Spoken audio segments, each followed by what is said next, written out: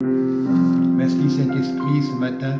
Quand j'étais dans la détresse, quand j'étais en prison, quand j'étais à l'hôpital, papa, j'étais triste, mais la persévérance m'a libéré. C'est l'histoire de ma vie. En 2007, j'étais à l'hôpital. J'étais opéré, oui, la vésicule biliaire, ça s'est mal passé. J'ai eu 3 opérations.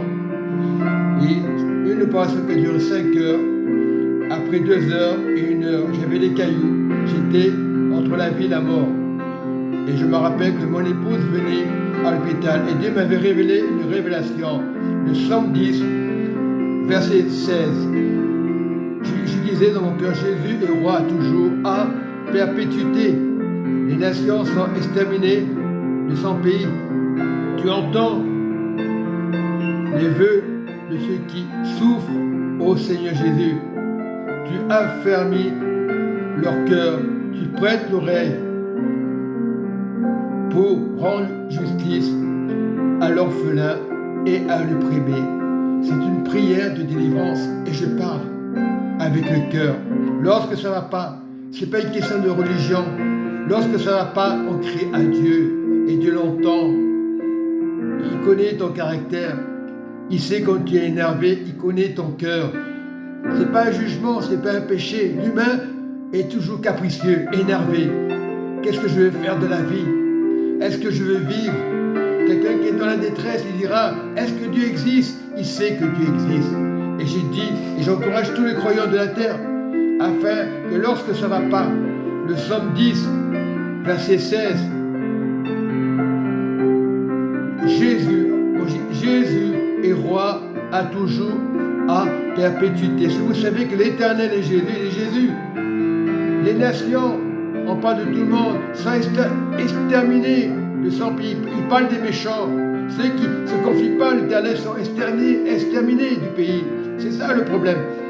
Mais celui qui fait confiance à Dieu, dans le malheur, dans la détresse, ce que j'ai vécu, oui, de cet hôpital, plus de 2 mois, 3 mois, on va dire, entre l'hôpital et la maison de repos, 3 mois, j'ai pas travaillé. Et après, j'ai quitté mon travail. Et j'ai touché une pension, ça ne sert à rien. Criez à l'Éternel. Oui, j'avais une pension, c'est pas le plus important. C'est maintenant, crie à l'Éternel pendant qu'il est là, Dieu. Que ton cœur ne soit pas endurci. Entends les vœux de ceux qui souffrent. Ô Jésus éternel. Il n'est pas une religion. Aujourd'hui, il y a des tonnes de religions qui ressemblent à Jésus. Jésus est un chemin. Jésus n'est pas une secte. Jésus est la parole, le rôle de vie qu'il nous a donné. Nous souffrons sur la terre, mais ceux qui se confient en l'Éternel renouvellent leur force. Ils prennent leur vol comme des aigles. On n'est pas fatigué. Humainement, on sera fatigué, le corps va se fatiguer. Mais l'Esprit de Dieu, même dans les moments difficiles, Dieu relève. Les moments les plus difficiles, j'ai vécu des choses, des colères, parce que je disais, c'est pas possible, personne ne m'écoute, mais Dieu t'écoute, mon enfant, si tu sais que Dieu t'écoute. Arrêtez de regarder les choses. Aujourd'hui, tu vois des choses qui vont te déplaire, tu vas t'énerver, mais Dieu ne s'énerve pas. Dieu est patient, Dieu est compatissant. C'est nous qui ne sommes pas patients. On veut vivre éternel sur la terre, c'est pas possible.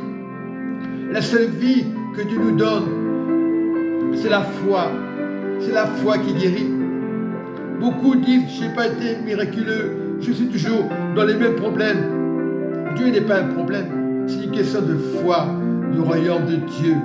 Restons vigilants, restons sur la parole de Dieu. Il est le chemin et d'une vérité d'amour et de grâce, de sainteté. La vie n'est pas facile, c'est vrai. Ça paraît lent, mais un jour ou l'autre tu partiras. Quand c'est l'heure, c'est l'heure. Mais le but, c'est de persévérer et voir le Seigneur. C'est le plus beau cadeau. Il y a beaucoup de religions aujourd'hui à côté. Si tu ne comprends pas ça, tu peux aller à droite, à gauche, tu peux chercher. Ce n'est pas la religion qui fait de la manger, c'est Dieu. La manne, c'est Dieu. Nous savons que Abraham a souffert, Moïse a souffert, tous les prophètes, avant d'arriver à Dieu. Mais il est un Dieu de délivrance. Terre promise, c'est Dieu. C'est ce royaume que tu verras. Aujourd'hui, tu peux partir. Si tu as donné ta vie à Jésus, tu n'as pas à t'inquiéter. Tu n'es pas parfait. On te te feras des réflexions. Mais le Seigneur, le psaume 10 est une puissance pour toutes les familles. Et j'ai vécu ça. Mais je souffre encore, mais je persévère. Je vois beaucoup de religions autour de moi qui me parlent, qui discutent avec moi. Moi, ils ne discutent pas avec moi. Le royaume, c'est là-haut. Et c'est le seul. Le sang de Jésus, une goutte de sang. Si tu reconnais la croix que Jésus, le sang a coulé, le sang est cristal. Ce n'est pas le sang des vampires, le sang est cristal. Dieu est saint, Dieu est sanctification.